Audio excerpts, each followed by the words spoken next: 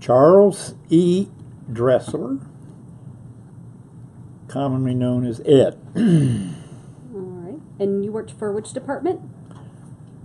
And when I came, it was Greene County Recreation and Parks Department. Which today is the Parks and Trails, correct? Which correctly changed its name to. Okay. Now I know that you worked with parks departments in Marion, is that correct, and Miamisburg, prior to coming to Greene County? Yes. Okay. But Okay. And so, how and why did you get involved with working with these departments? I was their first director, and so it was a little bit easier than someone who's been there 3 or 4 years, and so that made it. So it was back in the '60s when the whole movement was. Funding became more available for parks and recreation as a part of the Great Society, and that's how I got started and where I got started. Okay. Following a little about 4 years city of Columbus and in the inner city, and then I spent a year at West Virginia University as a graduate student assistant, and that's where I got my real education. And my advisor at West Virginia University, when I went there as school forestry, I thought I knew everything, and he took me from that point. So it was, I learned a lot. And he says, you come here to learn why you're doing what you're doing, and that really stuck with me. And people, they just do it. They don't know why they're doing it. I mean, they're just doing it, and I use that as a basic needs that we satisfy, but they don't say, I'm going to get up in the morning and, I'm going to get fitness today, maybe a little socialization, a little music, and a little entertainment and creative writing, and they don't get up to do that. They do it at certain times. And recreation is the more you can, parks are where recreation takes place, and the more of those needs you satisfy in one activity, then the richer the experience. And that's, you can do all kinds of things, bicycling and all the things you can accomplish, and that's kind of what guides me a little bit, and let people know, not trying to do, that's what I'm trying to get satisfied. Okay. That's how I got started. How you got started? And my first job was working in Wadsworth, Ohio, at 50 cents an hour in a swimming pool.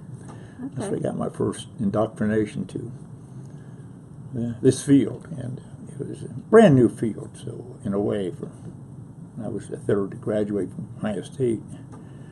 Ironically, Brooke Seal and Fred Patterson were both Greene County people that were the first and second in this field. It was ironic. And okay, that's... Okay. So what exactly brought you to Greene County then? I was in Miamisburg working in a real nice job, and I was I got my first really taste of parks. Marion was more recreation, but I worked with the park people, and Columbus was purely urban-oriented recreation. And as my advisor, that was what I was trying to say, my advisor says, all these people that go to school and they want to be park rangers and then go out in the Smoky Mountains and do all their thing. He says if their first assignment is the cities. And downtown urban areas, you got to know how people react. And that's a real good experience. And it made sense. And then I came to I came to Greene County because I wanted to get into a bigger system. Miamisburg was the best experience I really had up to that point. And, I mean, I didn't know anything about golf courses, but I had a golf course and swimming. Well, I had swimming pools everywhere we worked there. They're a whole different animal in Ohio. So, but they had a big thing. Was they had this? This is probably the guiding Bible. Was they had just did most of the work on this, and it was ready to be adopted, following going around to all the entities, the 6 villages and cities and 12 townships, and getting their endorsement because it affected the entire county. Plan and went right into the neighborhood. It's just that designing everything for today and then tomorrow. So that was very broad and diversified. Trails and rivers and parks, and no public swimming pools except Yellow Springs. And that was really what got the department started by the former director, Brooke Seal, whose dad was the music director at Ohio Veterans and Children's Home, and I went to school with him, and he got me to go to graduate school too. So, but so he let me know that there was jobs open, and so I went over and interviewed here in Greene County. Pretty impressive board they have, real dynamic board of Greene County people, and elected officials, and people of respect that had. Al Bianco, he was the highest paid civilian at Wright Pat Air Force Base, and they called it recreation and morale. That was, he pretty well set up an awful lot of that following the war. And so when troops are somewhere, they got to have recreation fun. So he was on the board, and Dr. Vivian Lewis, who's chair of Central State University's athletic department. Her husband was coach, and she was well respected. And Betty Borden, she was from Bellbrook. Their family was pretty influential in Greene County too. And there was a lot more people that were on the board that was pretty impressive. They were, at that time, they were more of a policy board than an advisory board. Okay. Even though the commissioners had to approve all their money. So. Okay. That made me, this is pretty good. It's I think I can work in this field and do what they want to do, and kind of satisfy my needs and try to meet Greene County's needs. Okay. So tell me about your early experiences as the director of Parks or Recreation and Parks in Greene County. My experience in Parks and Recreation. Yeah, your early experiences. We'll get into some of the others later. I had like four different positions in Greene County that were a little different. Do you want to go through them with me then? How you started with each one? Well, at least time frames. Okay. Well, yeah. Briefly, when I first came here, 1974, the county had 3 employees and a director and an assistant director and an office secretary, they called it back then, and accounting. That's all they had. And their office was set up at the county building downtown, and in the copy room. And before I was hired in January, they moved out to the Children's Services Home, and that's where the office was. And one of the reasons they wanted the Greene County Park District was a separate entity of Greene County that provided, basically they were more into the park and open space and natural resources. And they had been formed in 1963 and effective in their first meeting, I believe, was in 1964. And the board was made up of Jim Brandenburg was one of the movers and shakers, and Ben Pierce, who's Pierce Park's name after, and a couple other people, a banker. And so they struggled for many years. They didn't really have much of a budget. They had they used the local government fund, a percentage. They got a percentage of the inside millage, they called it. And they were rolling along, started to buy parks, Indian Mound, etc., and things donated. But then one of the communities objected, and so they got their budget slashed pretty much down to like $5,000. And so then they decided to, following a 1968, with the federal government's coming out with more funds available to enhance communities, parks, and open space. Because of the growth following the war, and all of a sudden the suburbanization, interstate systems started to take up and chew up open space, and so it was time to make money available to start to buy parks and recreation and parks and throughout the country, but above all here in Greene County. And that was just beginning. It was the beginning of the funds being able to flow, but they weren't just gifts. You had to justify them.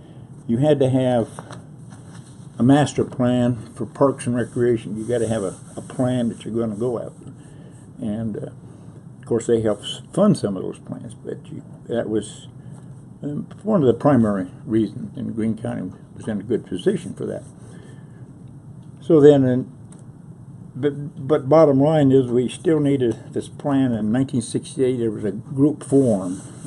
Now these are made up of the county auditor and senators and all kinds of superintendent of schools from Cedarville. Quite a diversified group of about 18 people, and they all sat down and laid out a plan for the future park and recreation needs of Greene County and all of its. When you say Greene County community, I call it that. That includes all the cities, villages, and townships. And then somehow you're tied into all the special districts, school districts, and Park District was a special district that was working and trying to get their parks that people need throughout the county. Similar to Montgomery County, which had now it's called Five Rivers, not Park District. So, and they were set up by as a special law. You have to follow a probate judge appoints and following public hearings and all that. So, but so they started to lay the groundwork for the parks, and then at the same time, Dr. Vivian Lewis from Central State was really into the recreational activities, and she was from Cleveland, and she worked up there. She you know, Cleveland, I lived near Cleveland, and so that was quite a job for her to bring that experience. But then she volunteered to put on leadership workshops and for the playground leaders and all that. So she really added a lot, which is probably the big success of the Parks and Recreation was the fact that department in Greene County was the fact that there were so many volunteers out, people volunteering that were not just volunteering to pick up litter in the parks and volunteer for this and that, but they were all levels and all income levels and experiences that had input. And a statement that I really don't like to say too many times once in a while, but government officials don't create as much. They react more than they create, and that's what their job really is. What are the needs? And so they had to provide that. They were providing that in this plan, and all the communities. But probably the most important thing is my job when I first came here was to implement this plan, the master plan for parks and open space, and to finish and construct the 2 swimming pools in Fairborn and Xenia, which were really the anchors for the entire county system around the urbanized areas, I call it, cities, at Beaver Creek, Xenia, and Fairborn. And so those were the real, what really got things going, the swimming pools, as much as, but that was in 1975 they opened. So that was one of the that was on the books, that needed to be done. So, and then to start hiring, involving people. Meanwhile, all of this was going on. April 3rd, 1974, 4:40 in the afternoon, we had the tornado came ripping through. And ironically, the Park District Board Commissioners were meeting in the Steel Building, which is on the corner of Broad or Main and North Detroit. At 1 o'clock, they approved a resolution, a management agreement to be developed to combine the park district and the county recreation park, and because it just began to make sense. Well, that's when the park component came on, and so that happened. This plan, ironically, was finished on that same day, April 3rd, 1974, but it came through, and it really didn't know what was going to happen. I left Miamisburg. I had a real nice paying job over there, but I came here, and all of a sudden everything's gone. And do I have a job? And despite the fact that a lot of people were, killed in this nasty thing, it did provide an opportunity for the city to redesign what they're doing and develop for the future. Of course, my house was right behind, close to the high school, and it was gone, and so that took a little. I mean, everybody was in a weird time, and rumor was flying around that tornadoes aren't covered by your insurance and all that stuff, and it was, and I was so impressed with how this county came together, and I think that was kind of a blueprint of the way that they worked. I mean, we helped the city of Xenia. They were so doggone busy. Phyllis Schaefer, the Park and Recreation Director, was so busy doing things that the city needed to do to recover immediately. So we were asked to help them what we can, and we did. And the day after the tornado, got a call from the High Department of Natural Resources. Said, "What do you need? We'll be there to help you." So that's when Shawnee Park. I'm putting together before, during, and after. And Shawnee Park was just destroyed, except for the shelter. So we helped hire the architect. The city then reviewed everything, and that's the park you have now, which is really a gem, I feel. And they really protected it. And then programs and activities. And then, ironically, the swimming pool bids will be open 2 days after the tornado. And I said, well, there go the swimming pools. And the county commission says, no, we're going to be 2 weeks, but we want to do this. We want to have something start that's growing out of the ground that we think people need. So they just hung right in there, not knowing anything. But at the same time, the federal government came in, a comprehensive employment training program the government set up to put people to work. They came in, got $1 million. They want you to hire people that lost their jobs or lost the place where they're going to work, and to hire people. And that's how our department grew from about 6 people to about 40, and of which many of them were able to then get on the payroll. Because then they started doing things that we had. And then we had a park department, and we had to go ahead and get equipment and things. So the park district had 1 tractor and a mower, and taking care of 4 areas, and they were just basically doing that. And ironically, they were in a garage out there behind Children's Services, and a little white garage. I just remember that. And so all of a sudden, then we started to get money, start to buy equipment from the county, and a lot of grants were out there helping. And a lot of them some of them were 100%, so you didn't have to match it. So then that kind of got the park side going.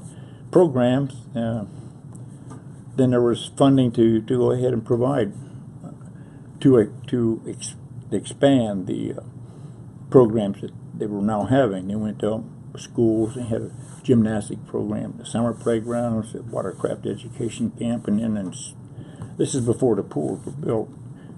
They were doing that, but then they expanded that to help with the recovery. Because the kids had to keep them busy, and as they were being transported out to Beaver Creek High School, second shift, and then because all the schools were pretty well going, but it's amazing how the community just worked together, and so. And then by hiring the people, then we were able to broaden and expand the program, and that's kind of like how things got started at the first part, because the county had purchased land beside the fairground, current Greene County Fairgrounds on Fairground Road. But the Fair Board needed parking, and the commissioners couldn't give them money for parking for the fair, but they had money to buy parks. So fairground where the pool was, and soccer fields now, was purchased as a park, but then you could let the Fair Board could park there. And that was one of the sites for the swimming pool. And that, but we had a special, we had to have a plan done. I mean, that was what really I enjoyed, is the fact that we had to have a plan, because that's, if you had a comprehensive outdoor plan, you're first in line to get the money, because you have a plan. You got people that support it, and they're really competitive in the grants. They put a lot of conditions on everything, and like you use the Land and Water Conservation Fund money, you got to keep whatever you use it for in perpetuity, unless the Secretary of Interior approved changing it. So that was really tried to get that kind of money in all the parks, because then you could change its purpose and do something else without going through a lot of reviews. So trying to think on in Fairborn, which is even more interesting story, is they just finished building the new high school on Dayton Yellow Springs Road. Meanwhile, the Fairborn was in an area that was, had a lot of housing that was not, people on assistance in many cases. And the director before me, Brooke Seeley, he justified the two swimming pools of a dispersed ghetto. And that was what he was doing. I mean, it wasn't all one big concentrated area, but it was kind of scattered around. So these were big pools that would draw from various sections. So, and that's where he got the project money and adjusted from HUD, and then, but it was on Wright Pat Air Force Base property, and part of their radar sites and other uses, and they were going to use it for housing. Well, it became pretty competitive when it became surplus.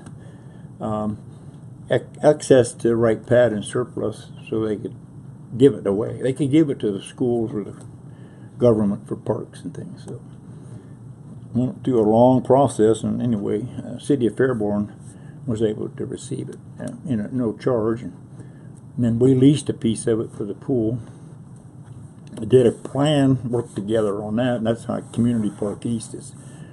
Wouldn't have been there if it wouldn't have been for the pools, and so that really enhanced their right beside the high school, real good marriage, and so that's what. And there was a different community now, two swimming pools, identical, and each community has its own different idiosyncrasies. And that's really what the whole Greene County is pretty, they're together, but they're independent, their own. Like, yeah, I live in Yellow Springs. They're different than Xenia and Cedarville, and Cedarville is different than Xenia, and all the other, they're all kind of unique. And at that time, Beaver Creek was a township, and then not a city. I went through that. It's really interesting out there. They wanted their fair share of everything. We got the biggest population. We pay the most in taxes. Where's our swimming pool? And we had to really justify. I said, well, you got a lot of private pools, but you don't have a big central park. And that's where Rotary Park came out. It's probably their biggest asset, plus a bunch of other little parks. Because part of our job at the same time was to work with these communities to implement this plan and make their plan is expanded, and help write grants, provide programs, playground programs, work with the cities and villages that had departments. Like Village of Yellow Springs had a department with a swimming pool, first public pool, and Xenia did too, but they were not fully funded. And then that was pretty much the only ones that had something going on. other than volunteer organizations. Like in Jamestown, they had a real active soccer and baseball, but they didn't have any facilities. And Beaver Creek, very active. They didn't have any facilities, but then the county owned the water plant down on Dayton Senior Road, about 60 acres, and then another gentleman donated land, and then that's how Broadway Park got started. So we wrote the grant and got the money, and everybody, a lot of people put money in to make the match. You always had to make a match in some programs, 50% match, but that could be made up by donations of money or land.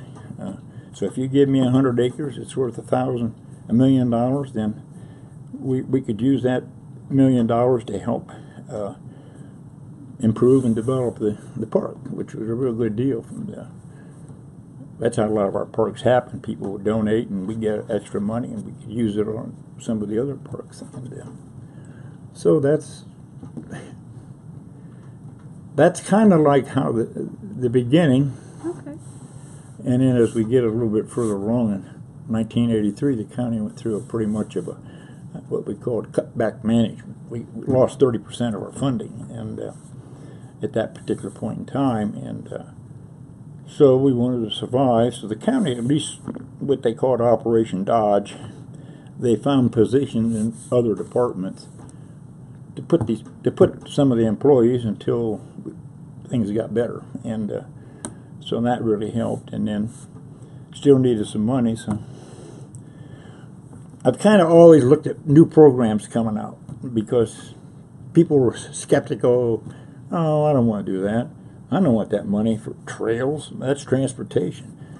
And none of the people there was my colleagues in the other part of the state. It didn't want to mess with that money because it required, when you build parks and trails, you have to build it to the same standards and specifications of a highway, and that could take 10 years to go through all environmental assessments and all the stuff you had to go through. And but our county engineer, Dick Eastman, he's the one that really said, these are good for people, and I want to help. He's the only county engineer in the state of Ohio that supported trails and bikeways using tax money. And without him, we wouldn't have anything we got now, because he helped fund, took care of the bridges, all kinds of other things. So then the state passed this office or a new program, the bottle bill, and so it was.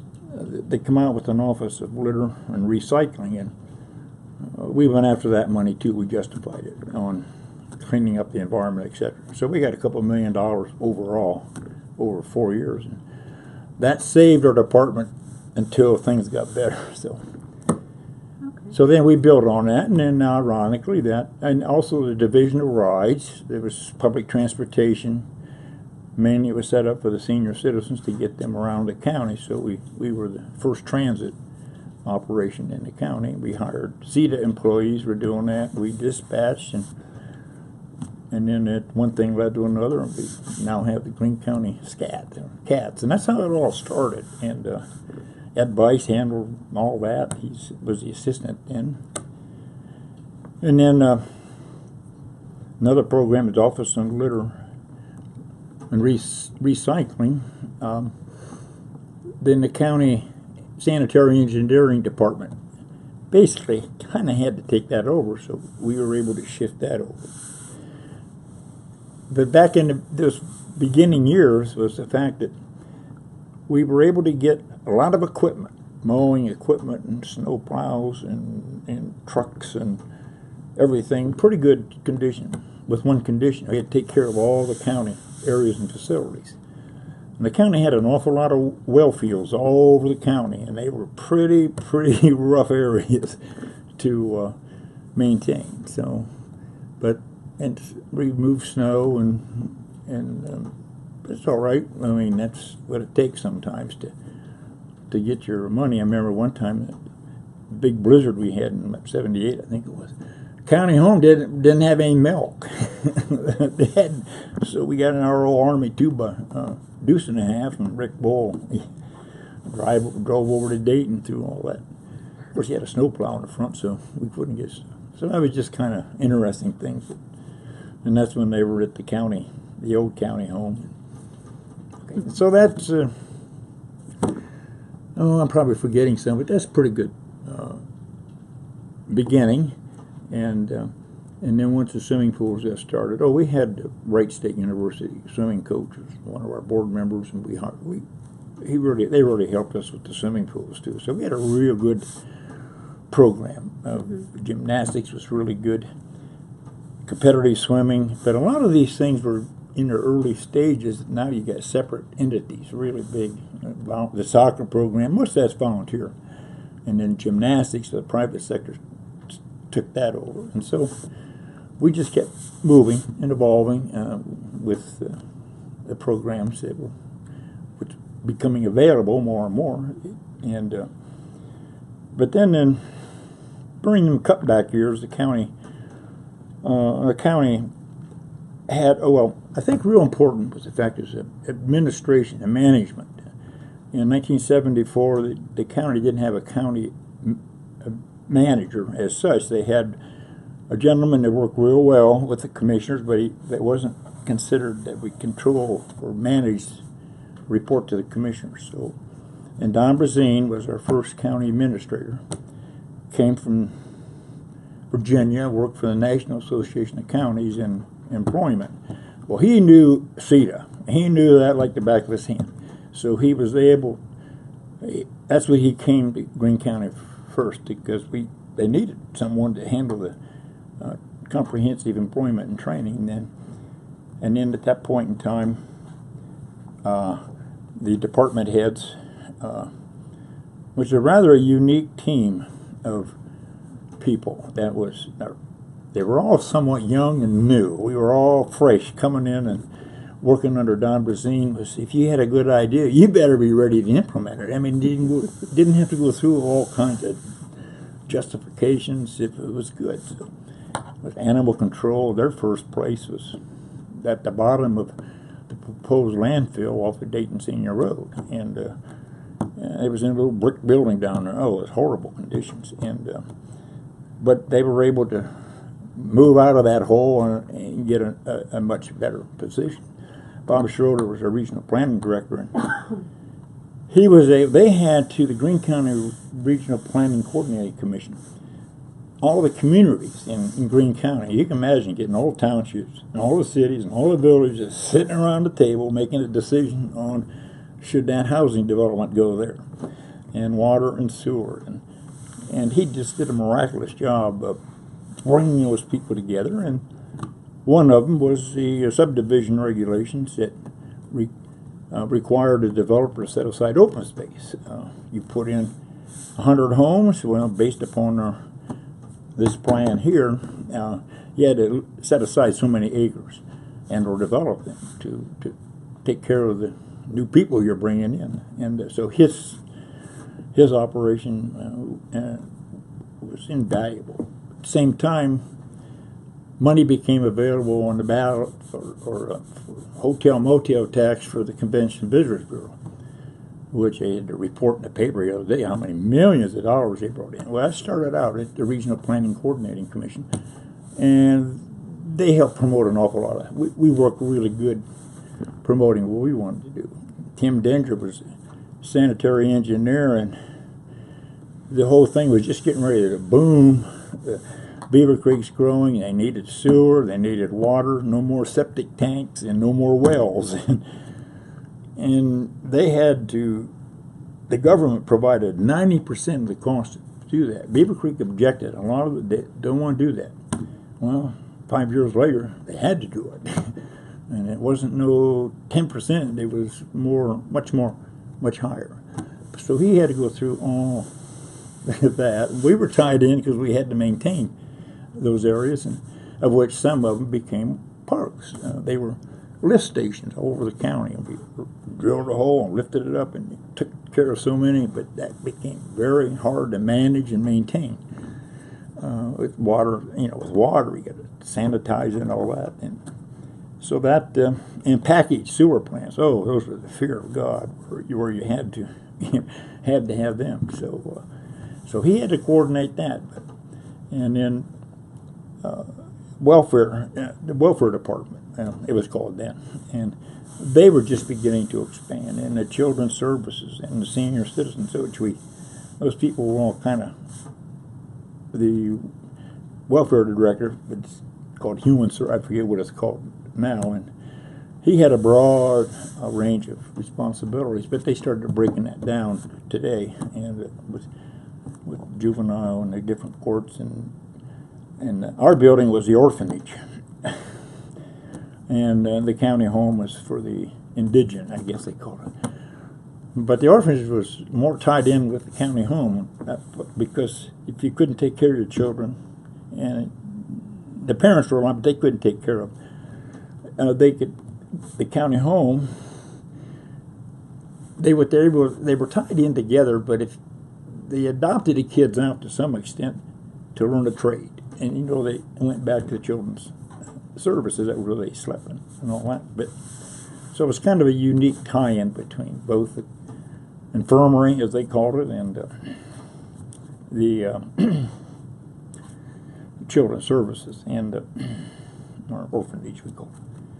Then the county commissioners, they were real supportive of all these. They really would, because they respected and they trusted the department heads that were available, and then with all the courts and the auditor's office and the treasurer, they all kind of, many respects, kind of worked together real close. And I'm just looking at one of the annual reports in the 70s, and how things were going, and then so we each supported each other, and Don Bazine was kind of like the leader of the band, and so this things kept getting really on track. We were really doing well, and then he got another job, and they hired another county administrator.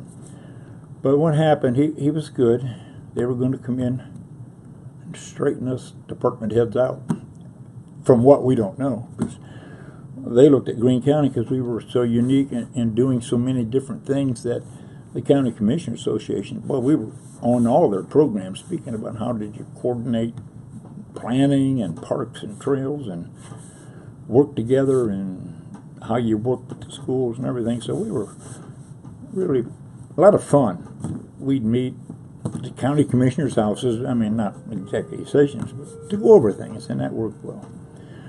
Well, then one night I got a knock on my door at 10 o'clock from Elmer Bone. He says, "We have need of a new county administrator. Would you be our interim for a short while?" And I says, "Okay." And so I got that, and I got a little stipend, $500 extra a month, and I was able to stay with Parks and Recreation, but had real good staff. And so I just worked both sides, and I really learned a lot about Greene County.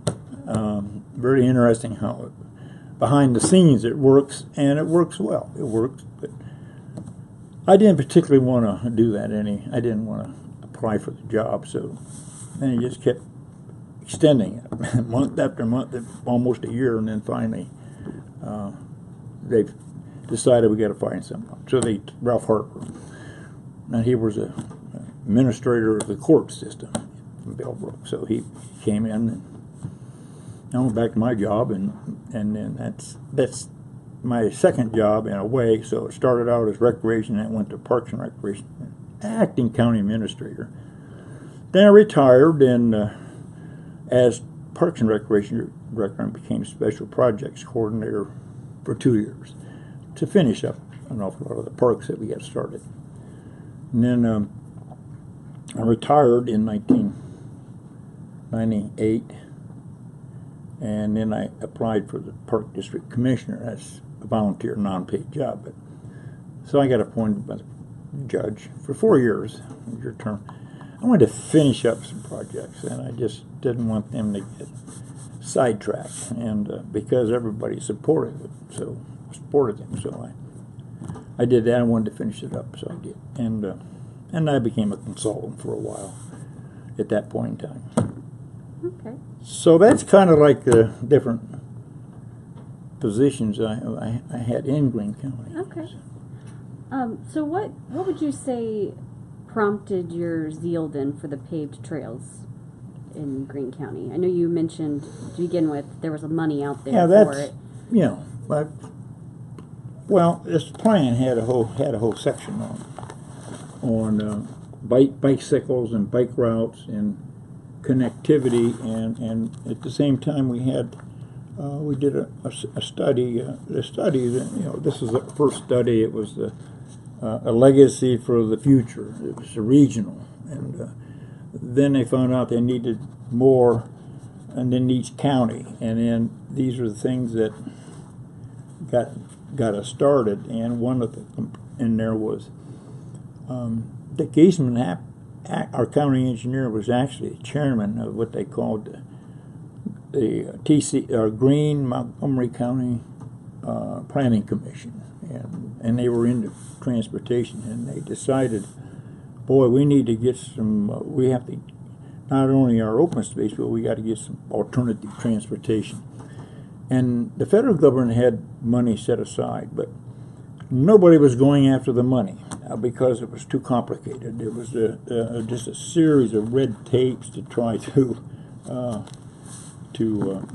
try to get that money. Nobody wanted to do a 10-year project. Well, the county engineer felt that we needed to get families off the roads, because they knew bicycling was starting to come about. We had 186,000 bicycles in these two counties, and we knew that they were going to have some independent set-aside trails. So and it being our plan recommended to put from Xenia to Yellow Springs, because following the railroad, which was not banded, but most of it was abandoned and available to buy. So, and the city of Xenia bought about 4 miles when it became available for a water and sewer, and pretty much that's how that got started. Was it fit the plan, and the public wanted it,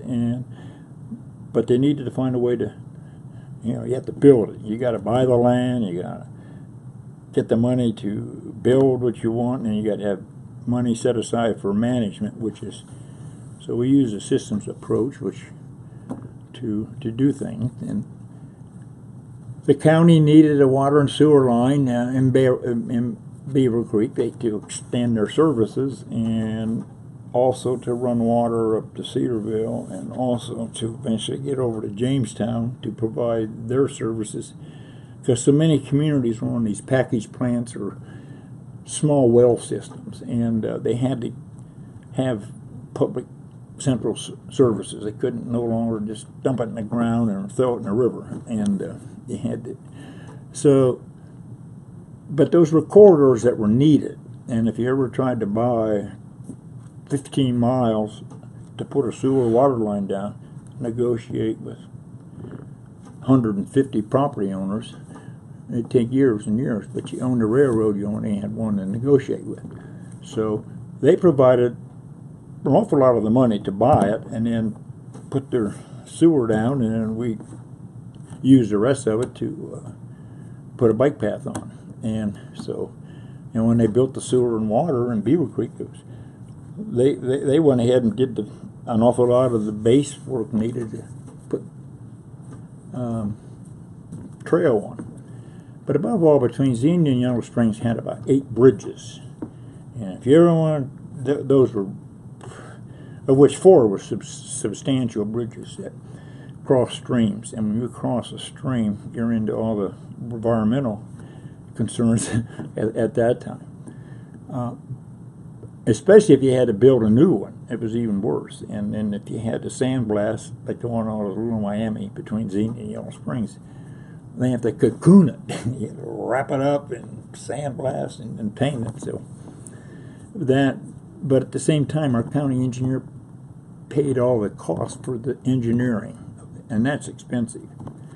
So to do the trails, you had to own the land, you had to do the engineering, environmental, then the federal government and the state of Ohio would provide all the money to construct it and to upgrade what you had to do. And so that was still a pretty good deal.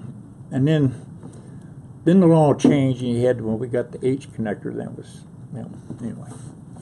The trails, I'm probably getting ahead of myself on the trails. And so they were really, a lot of these were still recommended as connecting corridors between, kind of like Xenia, because they were the trail hub. I mean, and that was, it went from trails to rails, and then after the rails were no longer there, it ironically went back from rails to trails. So it was trails to rails, and then rails to trails, and which the whole thing was kind of really interesting geologically. And when the glacier came through the Wisconsin, I don't know, long time ago,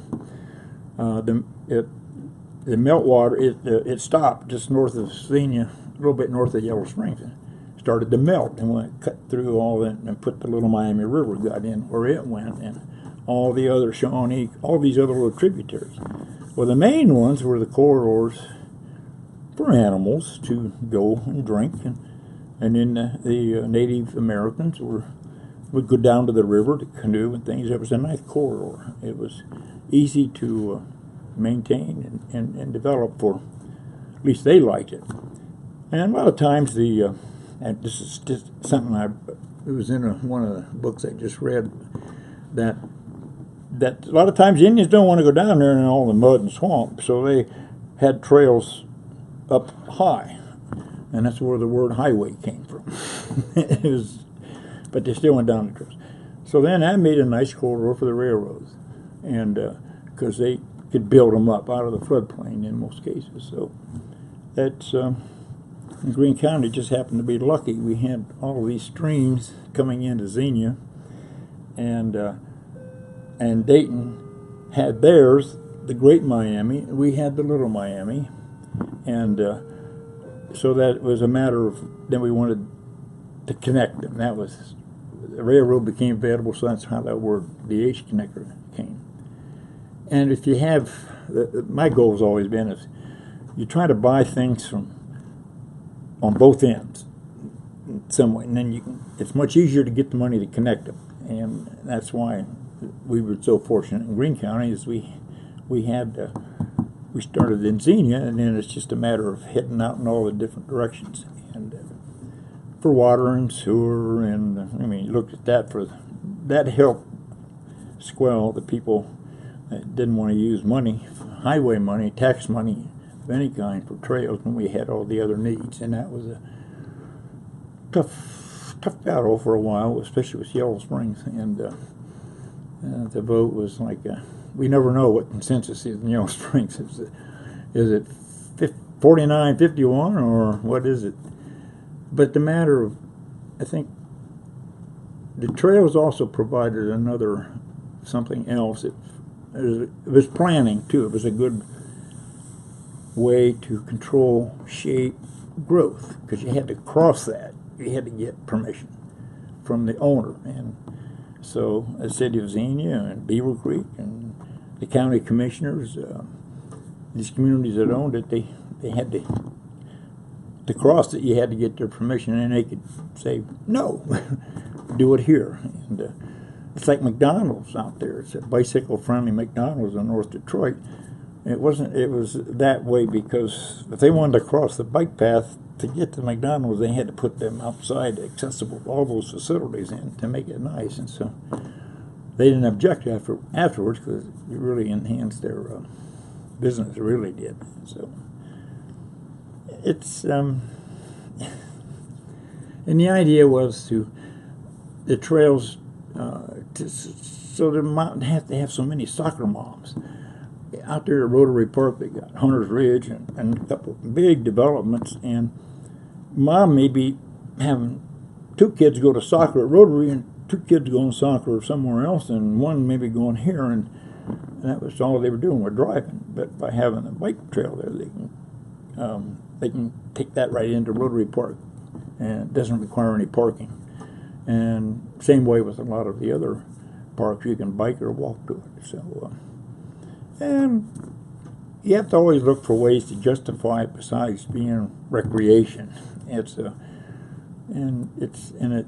They're shared use paths, is what they call them now. You can, as long as it doesn't have a motor on it except a wheelchair, it's an eligible use.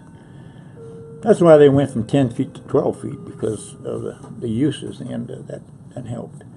But at the same time, during the second and third tornado in Xenia, that came in after 74, the main roads were clogged. You couldn't get through them. But the bike paths are designed to take fire trucks across. The bridges could take it. So that was one of their emergency routes that didn't have a lot of cars and wires laying on them. So, and that's one thing people didn't really think about too much, is an alternate transportation corridor for emergency. And you start to look to see where they're at and how many homes are there, how close to the hospitals, and also schools. Try to design everything so you can go to activity centers without driving, especially the people in wheelchairs. I mean, one girl just cried all the time. She said, "Ma, I can go downtown in Xenia without unassisted." And before I couldn't get over the curbs. I couldn't do this. I couldn't do that. And the only problem with wheelchairs is the batteries only let them go 9 miles. So this one guy couldn't go to Yellow Springs because his battery wouldn't get him that far. So anyway, okay. So the trails were many other reasons to put these, put them in, and they had to take advantage when the money was there and it fit the plan. And so I don't know if I explained the trails. Yeah. What do you think is the biggest benefit of the trails then, of the network? Oh, the biggest benefit is all those basic psychological needs people have, to be with their families, to have some fitness, to get a nature study, and all kinds of things can take place on the trail. But one of the families. I wish I would have had them when my kids were growing up. I mean, because boy, I had a hard time figuring out what to do sometimes. But on the trail, the whole family can do it, and you don't have to worry about it. And you just see them out there. And at the same time, people that walk, they want to walk, but they don't want to suck up fumes and go through sidewalks, and it's just hard to find a good, safe place to walk when you go to it. To me, that is probably one of the biggest benefits. That the bicycle people that really into bicycling, racing, and people that they still stay on the roads. They can, but at the same time, they do get to the trail, especially when they get into some of into the cities. And so what we were, as I said, the families were what we were really looking at, but what also helped was the bicycle shop sure didn't mind all that business they were getting now. And one of the cutest little signs I photographed was at Speedway out there on North Detroit. When the bike path opened, they had this big pump out there, free air. And now I went back and photographed it. Now they got a machine, you got to put a credit card in to get your air, and it's kind of interesting. But we stimulated the economy. You had to do that too, like help with the businesses that wanted to access the trail, like Nick's. I mean, what a great place.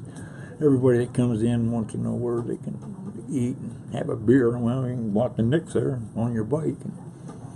And then ice cream on Dayton on 42. He put a nice spur in. It's not there now, but it's a nice connection. And so it just made it nice for real estate. Another benefit, and people put their signs in the back on the bike path and out in the street. Beaver Creek on the H connector, there's not one house available. You can't buy it. People want to live on a trail, and you can't. Not in Beaver Creek, you can't find one. I talked to one guy. He said we were lucky we got one, because this trail system then has a lot of spurs, and they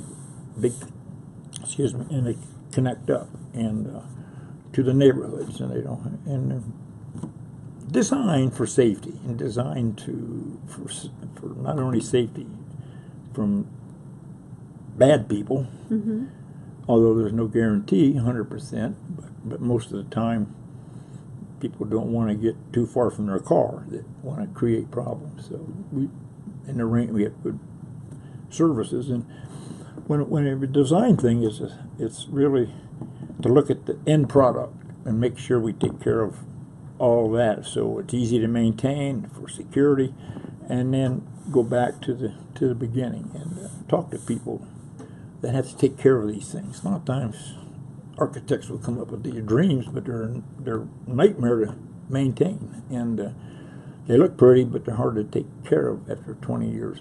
And so we've been pretty lucky on maintenance of the facilities. And I'd say part of it is just driving by, just from Yellow Springs, just looking over and seeing all these people have fun and got a green background, and that's an experience too. Because they're outdoor, five experiences you have. They all of a sudden started to make more sense to me. It's the anticipation of going somewhere. It's then your trip to there. Wherever you get, all the fun you have, and your trip back, even though you're tired. And the fifth one is recollection, thinking about it, looking at your pictures. So and the trails provide an awful lot of that too. And as they go through, the people in Washington call it the Greene Canyons, and it says more people from outside Greene County know more about what we're doing than sometimes people who live in Greene County. And but at the same time, take advantage. And it's just like my grandson. He was like 6, and he went to a sports camp in or a nature camp in Yellow Springs, and I'd pick him up. We'd bike over and back, and then he's biking down there, and all of a sudden there's something up there, and he gets closer, and I'm photographing him. It gets closer, and there's a deer. And he got right up to that deer. I got a picture of it. He's looking at the deer, and the deer's looking at him, and then the deer flew off. And I mean, that's the experience you never forget. So that's, as I say, they're the family experiences that teaching how to ride a bike and progressing up. And the way it was designed, people don't know all these little things you run into, but between Xenia and Yellow Springs, we were already finished, and we're all about ready to go get the final details together, and so the bid documents, and all of a sudden, we're put the bike path, which is a form of transportation, happens to be put on top of the North Country National Scenic Trail, which is a park. So highways and parks have to go through a whole process called a 6F, and you got to really justify it, and what else do you have? And so we had to have a meeting one day. We had about 15 people there, Buckeye Trail, and National Park Service, the county engineer, and OD, Ohio Department of Transportation, and OD and I, we sat around and how do we solve this? How do we let this bike path go when it's going to go on a park? And that's how we decided we were going to, then they wouldn't pay for certain things on the trail that we needed. So, but they needed maintenance. So we decided we put a 5-foot path on one side, but that'd be soft tread. That's what the hikers want, a soft tread. So that was for maintenance. Well, we didn't have to use it that much for maintenance, so that satisfied them. That's why the trails are as wide as they are, because we have this 4 berm, and so we got that resolved, and that's what I was trying to see if we could do. Let people know that we got to protect the trails. You can't go start putting stuff on there that don't belong there. And I'm not going to talk about some things that are too political right now. That I really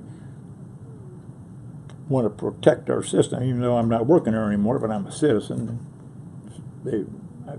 I try to help when I can, and just to explain to them why we did what we did, and that's. And I do have I do maintain a daily log as such, and negotiating log a lot of times too. It's just a boom, boom, boom. And if you had an issue, then you log it in what date we had it because it's documented somewhere. So I kept track of everything that way, even though the office personnel didn't like to type those things. But it's hard copy, and it was really important to maintain a record because county commissioners change, village councils change, other officials change, and they don't know why you did what you did. Well, you still have to be able to show them here's why, and here's why we can do what we do, and that's why you can't do what you want to do on it unless we can, cooperate some way. And like I'm getting a little concerned out there where beside McDonald's they're going to put in a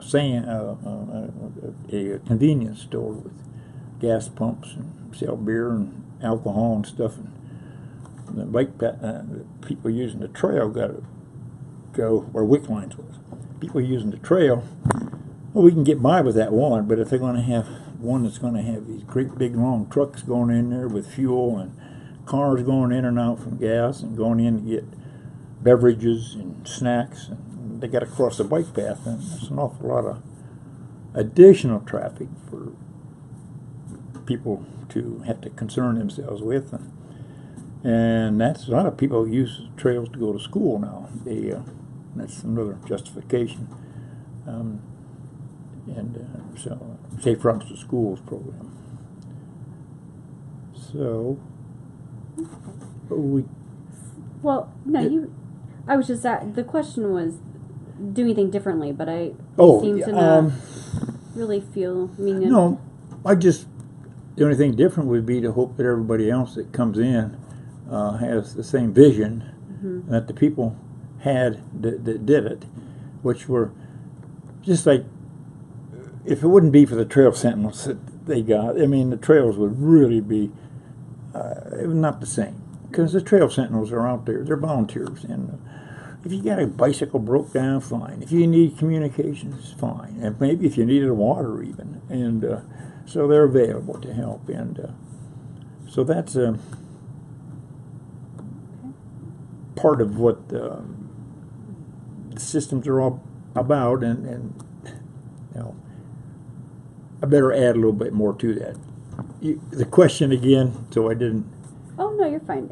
I was asking if there was anything you could do differently about the development. Just basically to maintain. Because the other thing is that these trails they're 60 miles, and county commissioners own some. The city of Xenia owns. These are fee simple. They own it. They own the land, and then the state of Ohio ODNR has the land, and there's easements, and there's like getting to Central State University. That trail, Dr. Lewis Trail, that's an easement, a lease agreement with the state of Ohio and Central State and Greene County, and Dayton Power and Light Company own between Cedarville all the way up to to South Charleston, parts in Greene and parts in Clark County, and Madison County too. They have conditions on it, 25 years, 20 years, or if you do certain things on it, then we can extinguish it. Wright Pat Air Force Base, we got one. That's a tough one that took years to get that thick. That's all right, and so we had to use that on the Kaufman Avenue to get permission to be on their property, and a bunch of other ones. They're all different. That one trail may have many people involved in it, and many different uses, and the federal government has programs that have one set of rules for 2018 and another set of rules in 1991 when we built the things. And so I've always wanted to know which one was superior, but reading the language, we were, because it's transportation in perpetuity, so unless you make some changes. And if people have to sit around the table and talk about the changes. And they have a management agreement. You get all the, it's kind of, like a Big Four or these in United Nations, or where they all sit around and they have to talk about the same thing and come out with the best for the most, and that's what we had to make the trail. So that worked in the beginning. How that's working now,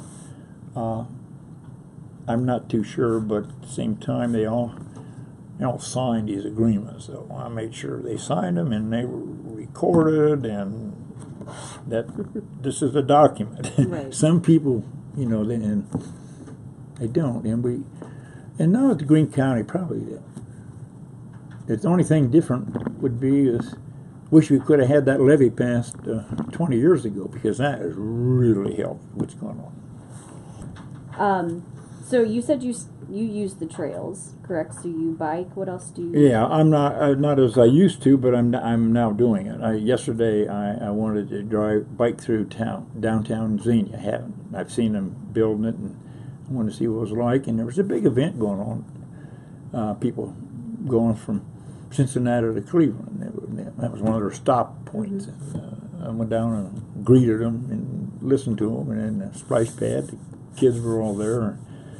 And it was real nice, and it's a bike experience. And then biking back, my gosh, I didn't know they had all these new stores here on South Detroit, and they're set up for, you can park your bike and walk in and do your thing. So I'm going to do that when I come back, and in my car, if nothing else. So. That is and I used to bike an awful lot. Not with real fast, like you see the skinny tires going fast. I'm more family, leisurely user with a nice, comfortable seat. And okay, is there anything you'd like to see happen next for the trail system, for the network? Oh well, fortunately, with the levy passing and the areas that the county is going to take care of, some of them with the cities, but I think the county's been putting big capital money, but not all the management would. The fact that they're going to be able to take care of them, and they are taking care of them real well. I've never seen them look so good, and all the parks. So there's a number of spurs that need to still be put in yet, and that's what I keep talking to people about, and I'm going to be writing a letter. It's especially on Hollywood Boulevard where McDonald's is. I mean, to get from there to Fairground Rec Center, which is the alternate way, mm-hmm. there's no trail. It's just grass, and still, but there's land to buy right out there. They could take it right over to the bike path from Fairground Rec Center, which was purchased for many reasons, and then there's the overall study on how things happen, and the Greene County Area Park Study, which recommended buying the James Ranch, so you can put a bridge in to go over the railroad to connect all the city parks, Arnovitz Park and a bunch of other ones. And meanwhile, the railroad left, so we didn't have to go for a bridge. But it's just these key parcels of land. It doesn't take much to block something, and sometimes they take the longest to get some way, either lease, arrangement, buy. But we don't use eminent domain. That's one thing we just don't do. And the government really only allows that to happen in certain places. So we've been fortunate. And the only thing, too, that I'm hoping that they maintain the purpose for what they were purchased for, and follow what they were purchased for. Because all you have to do is do something you're not supposed to do, and that will affect any future grants you get for that purpose. Your track record wasn't too good, but so far everything's working well. And there's just the biggest connection that's really missing. They almost had it, was to get from Spring Valley to Bellbrook. That's a real big, and real big gap that's missing. And the Little Miami River works well. And the 6th grade class in Bellbrook put a petition together, met before the county commissioners, and then they went ahead and put a study together, go out there and see if how we can connect Spring Valley and Bellbrooks to get to the system. They said, well, the problem was the Little Miami River went way over there, and the railroad took Lady Run straight path into Xenia, and otherwise they would have been a part of the system. And to continue, the big thing is the connections to the other counties. That's the secret. You can get money if you're going to finish the trail between Cincinnati and Columbus. There was a little gap, Derby, up near the county line, and they finally got that closed, and it makes it a nice connection now. And Greene County's got a few more of those that will become evident once development takes place and people are really wanting to do this. Beaver Creek used to have the cul-de-sacs. Well, you go in there, you try to find your way around, you go into a cul-de-sac, well, you come back out again and figure out where you were. But now they put in a connector to the next development. Not for cars, but at least you'll be able to walk and bike through those subdivisions. Okay. And with your little GIS thing that they all carry, you can find out where you are and how to get out of there. So thinking about that still, what does outdoor recreation really add to a community then? Oh, it adds, it's one of the, if there's 10 communities in line for a big corporation or something coming in, that's one of the ingredients they look for their new employees, to provide out recreation, because people have a desire for it. I mean, because this recreation sounds too Puritan, like my mom used to tell me. She's like, you got all work and no play. You got to go to church, and things have all changed now, and so it's a need, and the fact that they want to provide it's healthy for people, and it provides many experiences that they don't even realize that they're enjoying. It's like, I'm concerned that, beauty, sense of beauty. People want to look at something beautiful, and that's aesthetic, and that's that maybe they can go out and draw and photograph, and so these are things that people take for granted. They don't know why they know they like it, and don't realize that's an experience. So people are going to be continuing to need something that doesn't have a motor attached to it, or something that'll stick in your ear, or the high technology. They're missing an awful lot. And my grandkids, I really have to, besides helping me figure out how my gadgets work, we may get no gadgets allowed at times. We go without that, and they just came back from down in the hill parks, and there was no reception there where they were at. There's about 20 people in the family, and I think they survived. And when you could watch TV and bring your own movies, but so and above all, it's families that play together stay together more so, and that's another real important ingredient. If you look at schools and the way they're designing safe places to play, and the park departments and are coming, there's much more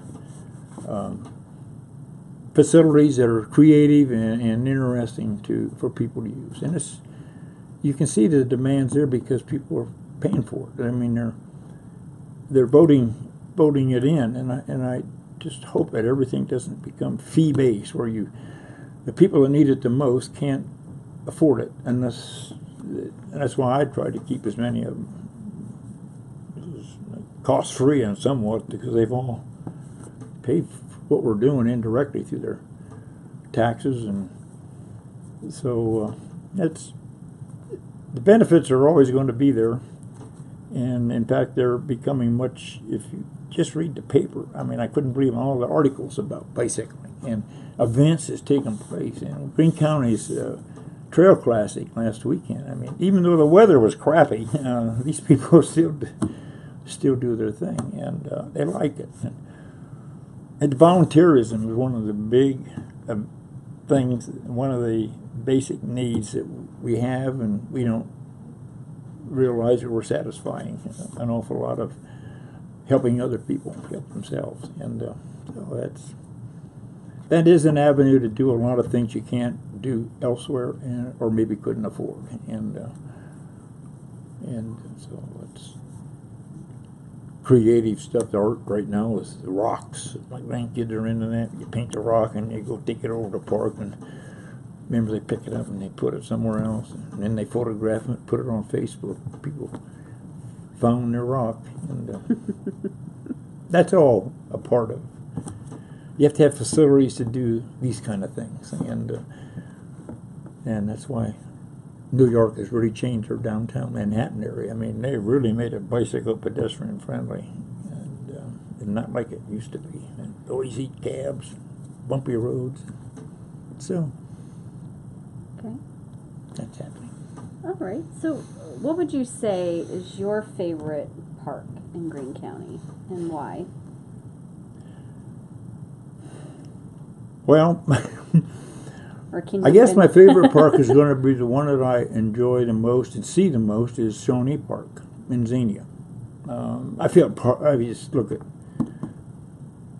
I mean, I didn't build a thing, but I happened to help guide that park to bring it into the 21st century. It was just a lagoon with water, puddle, and then they ice skated, and then a shelter was donated. So that's my favorite park there. But the Narrows and Indian Mound Park is probably, Indian Mound is probably, what's there is people don't realize there's eight areas eligible or on the National Register. I mean, that park has it all, and it had the motel. I happened to be there when it was pretty rough. They had a motel that was run down, and they had a sanitary sewer that was going above ground and leaking in, and they have the three-barrel bridge down by the roadside rest area, which was built in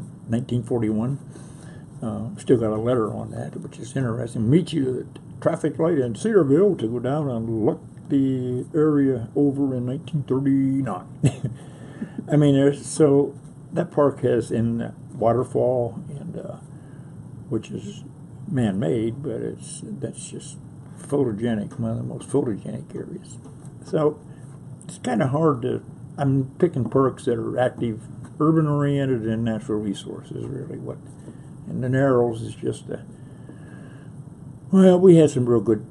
That was probably another good, important part. We had so many good staff people not with us now. They moved on up to big, higher paying jobs, but their basic roots started in Greene County at the Narrows. Steve Madewell, and he was a musician. He went up to Lake County. Then he became the executive director of Toledo Metro Parks, and that's a pretty good deal. He came in my office one day and says, "Hey, you need a canoe instructor. If I can live in that cabin down there, I'll provide you all the services you need." And that's how he started, and then he just kept rolling on. It was just, and the cabin burned down, and we didn't know we had insurance, but the county said, "You got insurance?" I built. So we took the proceeds to build the interpretive center. That's down there. So those part of it is the memories of what they all have a little. Each one of the parks has a story behind it, and I'm trying to tell those stories. And the people that we dealt with were face to face. Carl Holt out in Beaver Creek. He said, I want this to be green forever. And now it's probably worth, I don't know, $100,000 an acre out in Beaver Creek. But he drank a lot of beer on his tractor. And I had to go out and see him after work because you have to be sociable. And so that's Carl Hall. Now that's a bank. He's got a beautiful piece. The county's really turning that into something nice. And, you know, it's Sarah Lee Arnovitz right there off Kenzie Road, which is just a piece of crap at first because the county put a sewer in through there. But the owner, Sarah Lee Arnovitz, Ted Arnovitz, who was pretty big, he had one of the big pizza places and a lot of real estate. And his mother ran a clothing store downtown Xenia, and so he just loved his mother so much.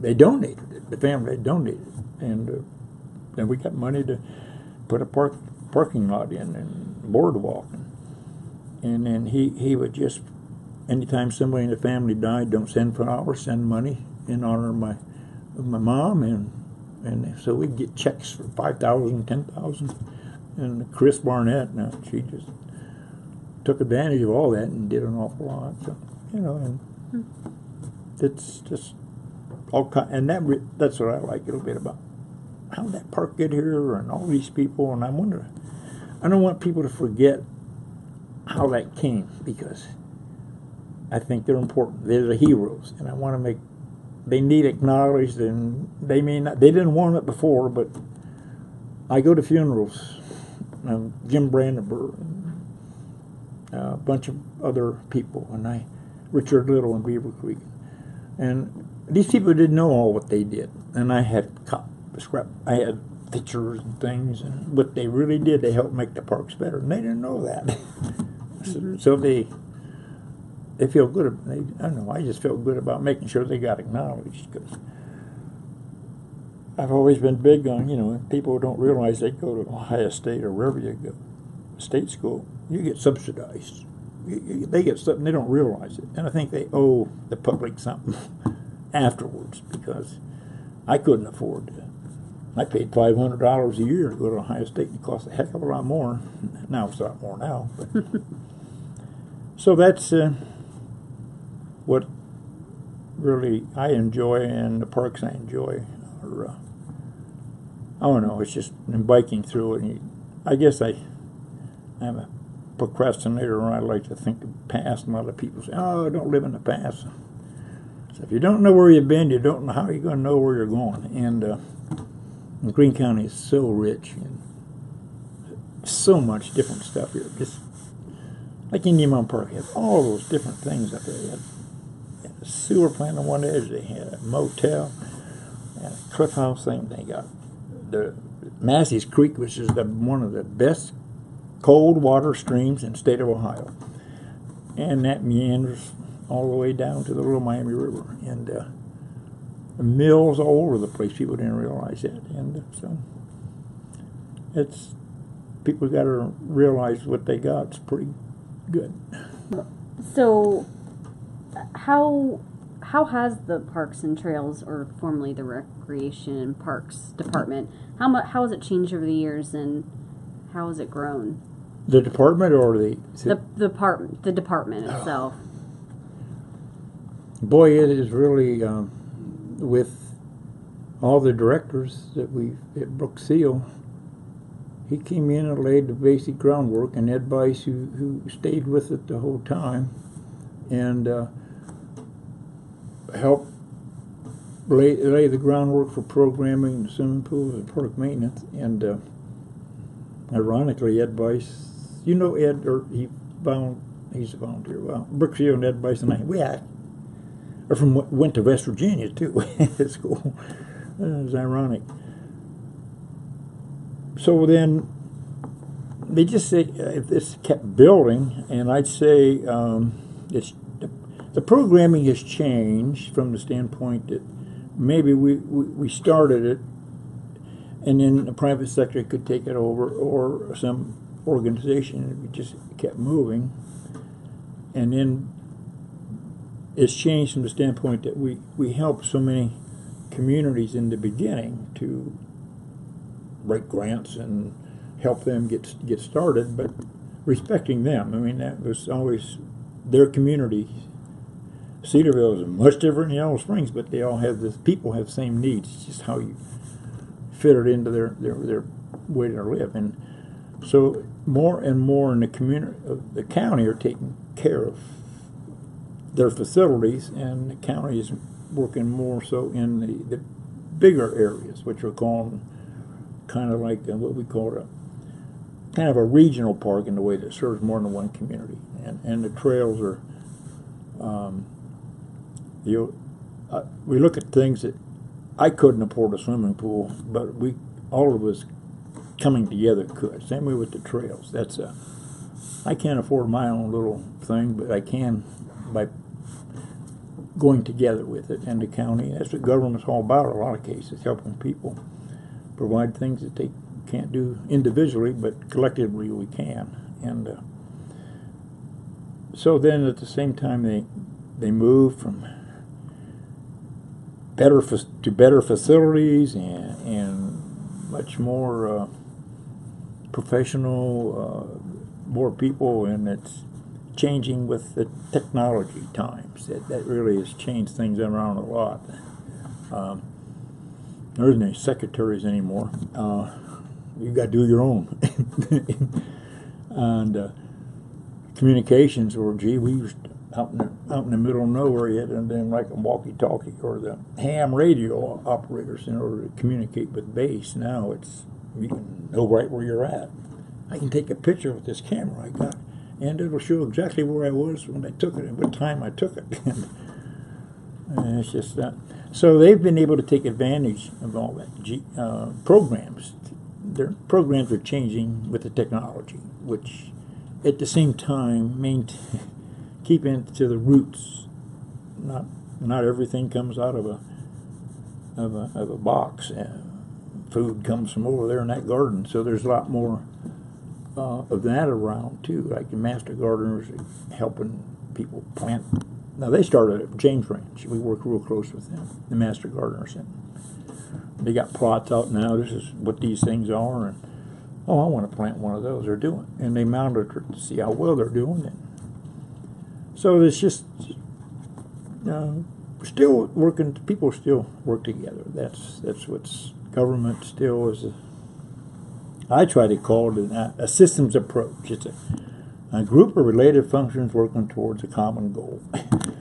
Sometimes I think we don't know what that common goal is. Sometimes with the way politics sometimes change things, and it's no different in the local level than on the federal level. You have to make sure you're able to maintain the original goal.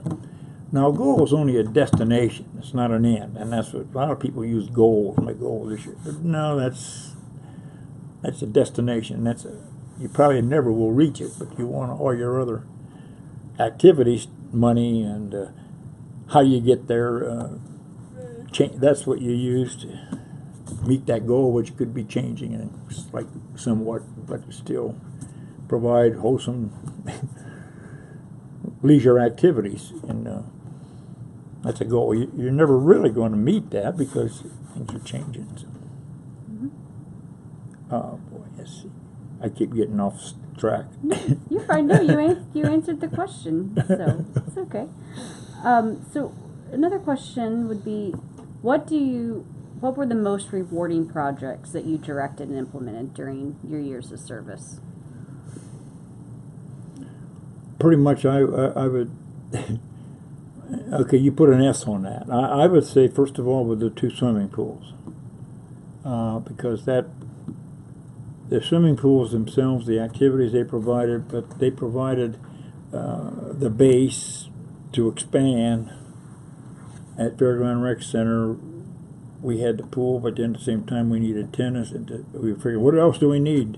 And then the bike path came along, and James Ranch served a function. They just kept moving out. Fairborn the same way. They added on to their parks. A school, high school was right beside them, and so the swimming pools helped develop Xenia and Fairborn in many respects that they maybe didn't realize, because of these studies, I had this landscape architect, Harold Freiheit. He could just take a piece of property and put music to it, it'd be like a symphony when he was done.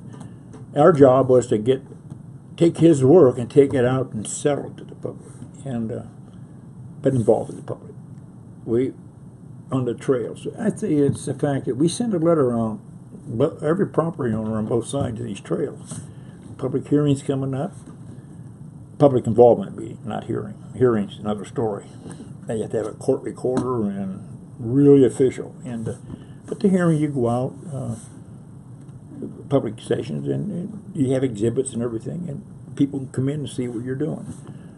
And we involve people. I mean, most of the recommendations that people had seen in Yellow Springs, they were concerned about trespassing and litter and crime and selling drugs and boom boxes, but we talked to them to find out, well, what could we do so that wasn't a problem. So that's part of the swimming pools help, as I say, that. And let me get back onto that question again. Mike, what was that final question again? The most rewarding project. Okay, yeah. It was the swimming pools, number one. And number two, I think, was the Little Miami Scenic River, the Narrows, because we had like 10 sites on the river, and that was to talk about the river, and it's educational for pollution and how do you determine if there's too much pollution, and the fact that the Narrows provided schools would down there, classes would come down there, and they go down there and they do their art, and they would do their math, and they do their history. You could do all kinds of activities on the scene instead of in the textbook, and that was one of the nice things down at the Narrows. So it was the first one too, the first interpretive center that dealt with the river and all of its animals that live on there and live in there, and if they're not working right, we got problems somewhere else. And so that was that, and then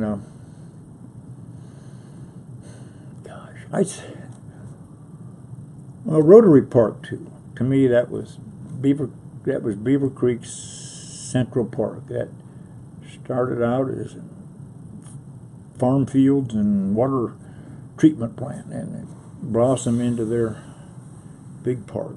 And fireworks are held there, and then the park district has this little park. It's really important it's for disabled, handicapped children. It's designed strictly for them, but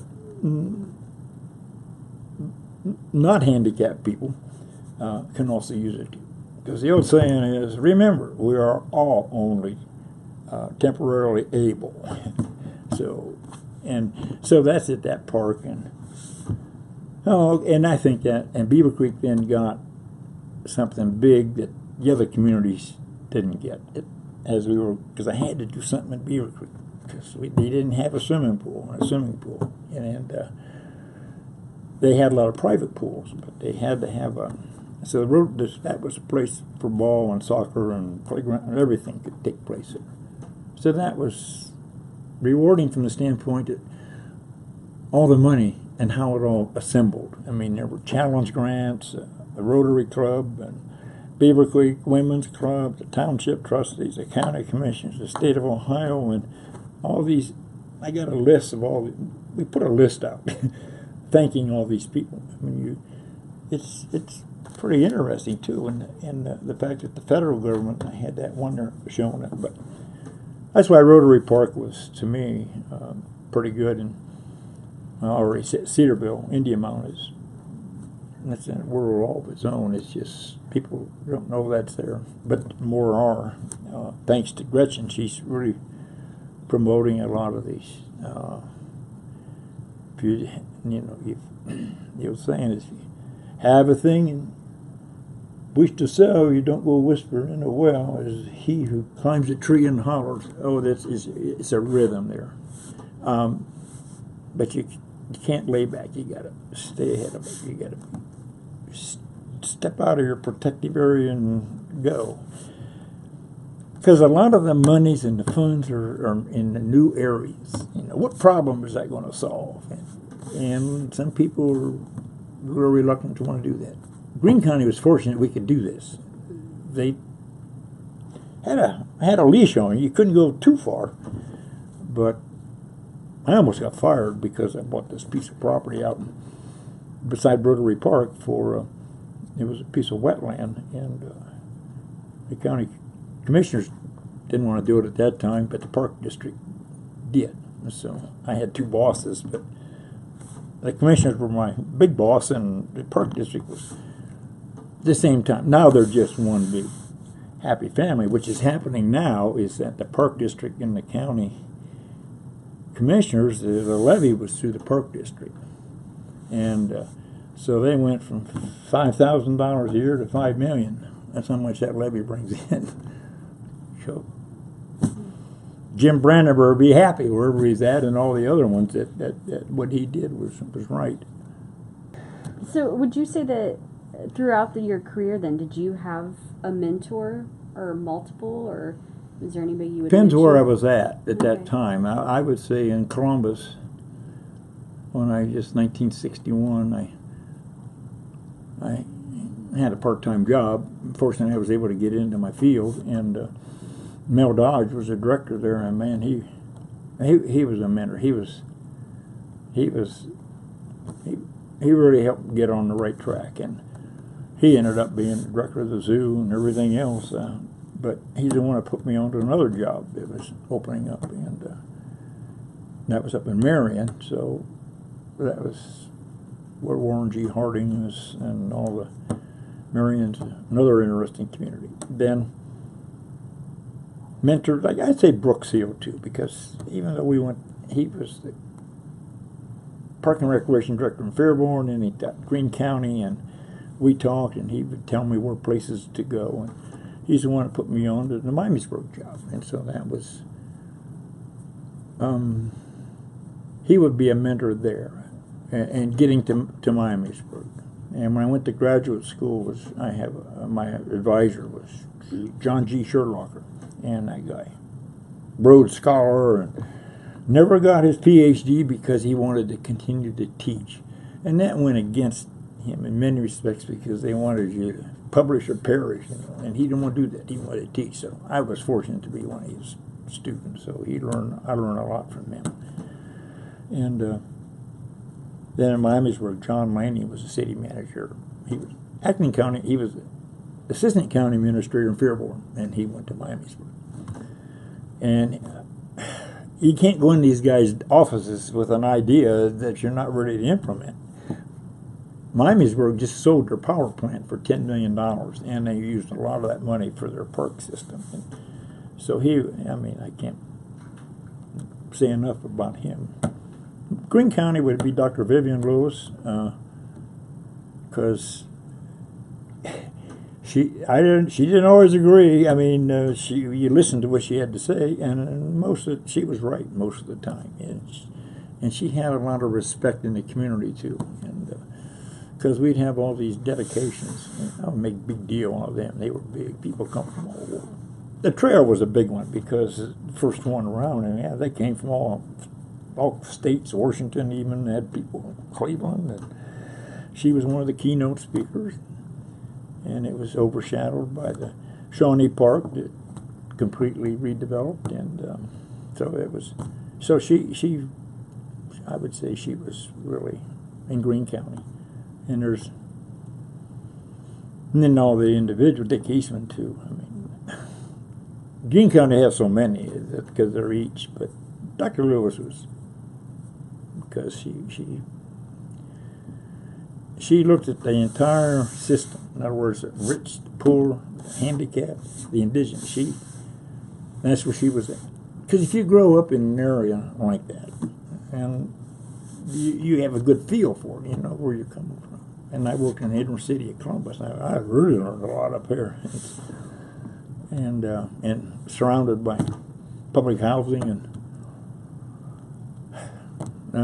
every 5 years you get a new generation coming in there, and or 10 years, but 5 years, you got to start all over again sometimes. Yep, that was. And Don Brazine too. I mean, he was a real mentor for everybody that worked here, and so he got a job over Montgomery County, and he didn't stay there real long. He said, because I thought I was out to serve the people, not the political machine. And so he became an attorney, and he's still at Yellow Springs practice, but he was a good one too. Okay. Okay. So how do you want your work with Greene County Parks and Trails to be remembered?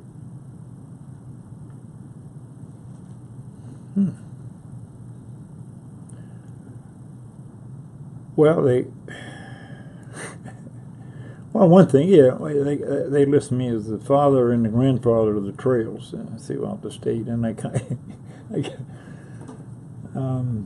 because I traveled the state, people wanted to know about this stuff, Kent State, you name it, and I've been into a lot of heated things on the stage. I didn't even know these people. Boy, they didn't like me, and at first, because we were there trying to explain why. And I'd say helping develop the entire the trail system in Ohio, because thing is, in a way, that Xenia was one of the places the legislature wanted to get from Cincinnati to the East Coast, and they demanded the railroad would go from here to Xenia, and then from Xenia to Columbus, and then to Springfield to Lake Erie, in between the canals. So we were part of a lot of that, and people do come. I mean, yesterday, Cleveland, Columbus, Cincinnati, people come here from all over, and I just feel good about that. They don't know me, and I don't make a big deal out of it. I just feel good about knowing they're having fun. And then my kids, they all grew up on a lot of the playgrounds. Shawnee Park, they're redoing Shawnee Park. I said, be sure you keep that swing set there. I said, oh yeah, we're going to leave it, because all my kids and everybody swang on this one little swing set there. I got pictures of them, Yeah, they are. That's too many people remember all that. Well, that would probably be it on the trails in the Shawnee, and helping people help themselves. Well, I have one last question for you. So you actually touched on this many times throughout this, but what do you think what do you like about Greene County? What keeps you in Greene County?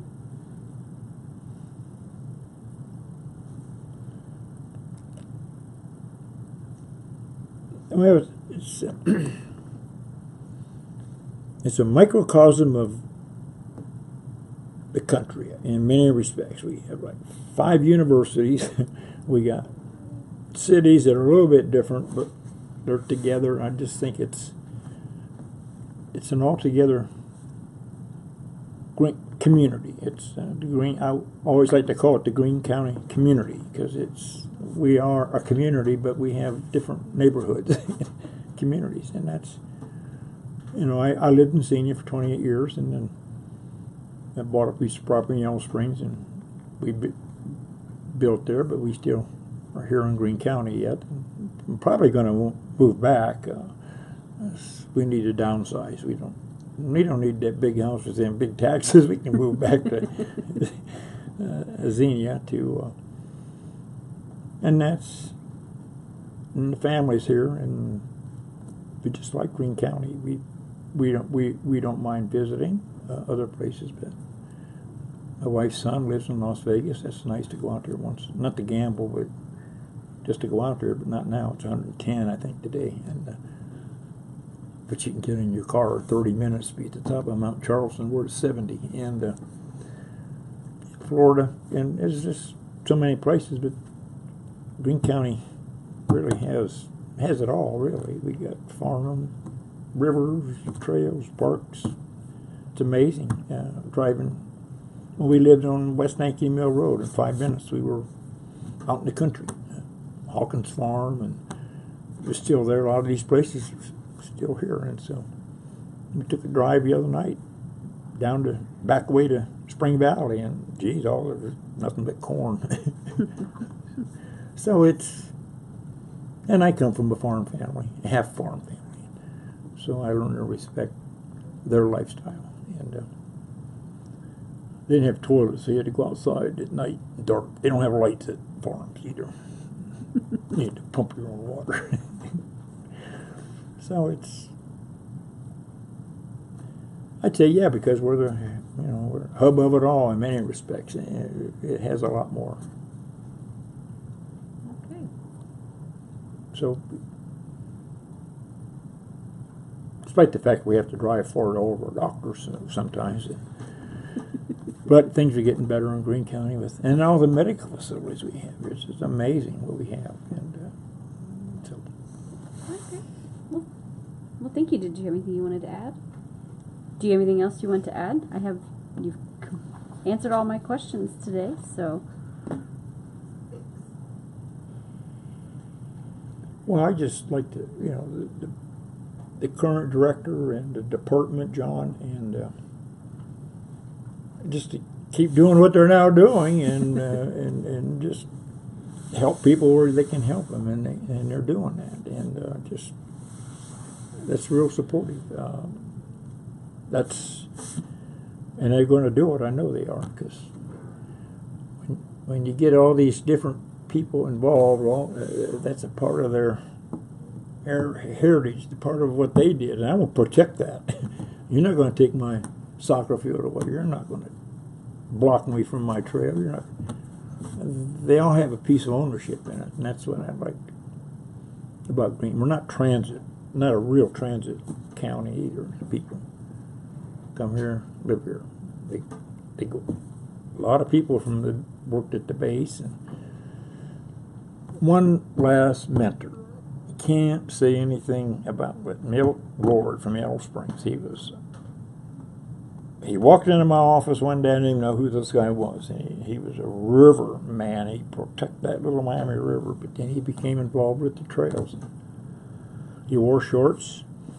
We'd go testify in Columbus for something. At 10 below zero, he's wearing his shorts, and they wouldn't know about him. But he hung in there. He lost a lot of friends because he supported the trail. And as long as we did it right. And so I'd say he was a real true outdoorsman. And so people like that are still around. And like the Ankeny, John Ankeny, he did this. He took that soccer program from a couple of fields to.